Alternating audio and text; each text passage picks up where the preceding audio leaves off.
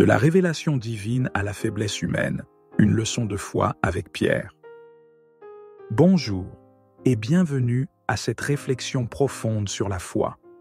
Aujourd'hui, nous allons explorer un moment saisissant de l'histoire de Pierre, l'un des disciples les plus emblématiques de Jésus. Comment est-il passé d'une révélation divine à une pensée influencée par le monde? Que pouvons-nous en apprendre pour notre propre marche avec Dieu? Restons attentifs, car ce passage de l'Évangile de Matthieu contient une leçon essentielle pour chacun de nous. Tout commence à Césarée de Philippe. Jésus pose une question cruciale à ses disciples. « Et vous, qui dites-vous que je suis » Matthieu 16,15. Pierre, inspiré par l'Esprit de Dieu, répond sans hésitation « Tu es le Christ, le Fils du Dieu vivant » 16,16. Jésus reconnaît alors la nature divine de cette révélation.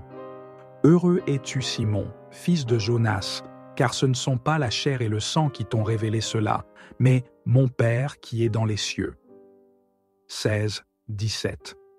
Quelle reconnaissance puissante! Pierre, un simple pécheur, devient le porteur d'une vérité spirituelle qui transcende l'intelligence humaine.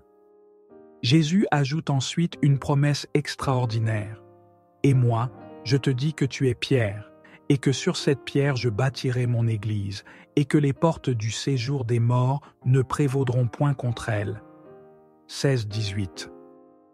Ce passage nous enseigne une vérité fondamentale. La foi ne dépend pas de notre intelligence ou de nos mérites, mais d'une révélation venue de Dieu. Cependant, juste après ce moment de gloire spirituelle, Pierre montre une autre facette de son humanité. Jésus commence à annoncer qu'il doit souffrir, mourir et ressusciter, 16-21. Cette perspective choque Pierre.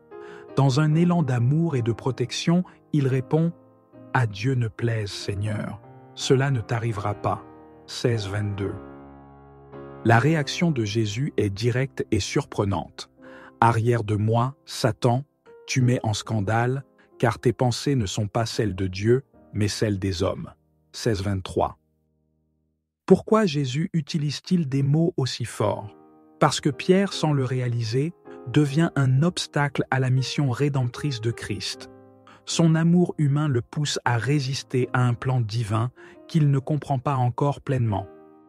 Jésus appelle cela une pensée de Satan, non pas parce que Pierre est possédé ou mal intentionné, mais parce que cette opposition au plan divin reflète l'esprit de tentation et de rébellion que Satan incarne, comme dans Matthieu 4, où Satan tente Jésus d'éviter la croix. Cette scène nous rappelle que nous pouvons être à la fois inspirés par Dieu et limités par notre propre compréhension humaine. Nous devons rester vigilants pour ne pas laisser nos émotions et nos idées humaines nous éloigner du plan de Dieu.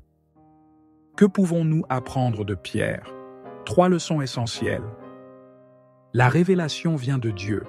Ce n'est ni notre intelligence, ni nos efforts qui nous font connaître Christ, mais la grâce divine. Nous devons chercher cette révélation dans la prière et l'étude de la parole. Notre compréhension est limitée. Même avec une foi sincère, nous pouvons avoir des idées erronées sur le plan de Dieu. Il est essentiel de demeurer humble et ouverts à son enseignement. Le véritable chemin du Christ passe par la croix.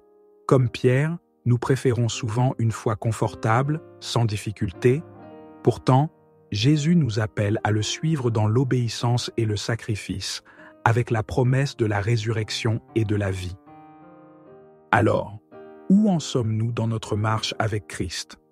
Sommes-nous prêts à recevoir la révélation divine, même si elle défie nos attentes? Comme Pierre, nous sommes imparfaits, mais choisis et transformés par la grâce de Dieu. Prions pour que nos cœurs restent ouverts à la voix du Père et que nos vies reflètent la gloire du Fils, notre Sauveur vivant. Si cette vidéo vous a béni, n'oubliez pas de liker, commenter et partager pour encourager d'autres dans leur foi. Que Dieu vous bénisse abondamment.